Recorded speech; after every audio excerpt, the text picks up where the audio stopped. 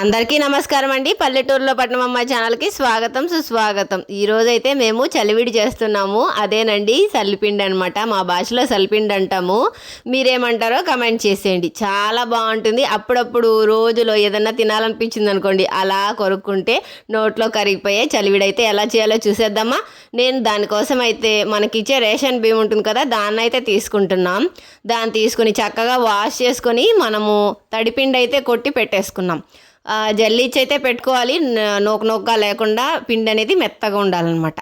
ఇంకైతే మనము బాణలు పెట్టుకొని కొద్దిగంత నెయ్యి వేసుకొని పచ్చి కొబ్బరి ఎండు కొబ్బరి కట్ చేసి పెట్టేసుకున్నాను. దాన్ని కూడా వేసి వేపుకున్నాను. ఇంకా అందులోకి జీడిపప్పులు నా దగ్గర కొన్ని ఉన్నాయి, వేసుకొని చాలా ఎక్కువ వేసుకుంటే చాలా బాగుంటుంది. ఇంకా మొత్తం కూడా మనము దోరగా వేగేదాకా వేయించుకొని పక్కన పెట్టేసుకుందాం. ఇంకా ఈ చలివిడి విషయానికి వస్తే చెప్తున్నాను, అసలు చాలామంది ఇష్టపడతారు ఈ చలివిడి. ఎందుకంటే తీయగా భలే ఉంటుంది, కమ్మగా నెయ్యి వాసనతో భలే ఉంటుంది అనమాట.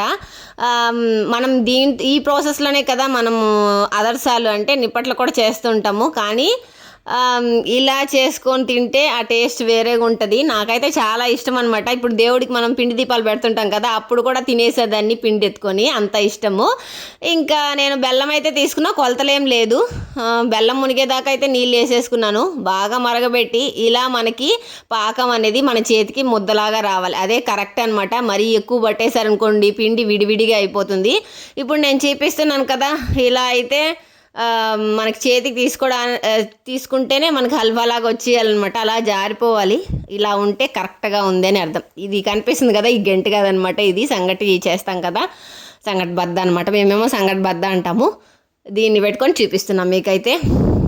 పాకం అయితే కరెక్ట్గా వచ్చేసింది. ఇప్పుడైతే నేను తడిపిండి ఉంది కదా, వేసేసుకుందాం. చక్కగా ఒకరు వేస్తుంటే ఒకరు కలుపుతుంటే ఎక్కడ ఉండలు లేకుండా కలుపుకుంటాం. ఒకరే కూడా చేసుకోవచ్చు.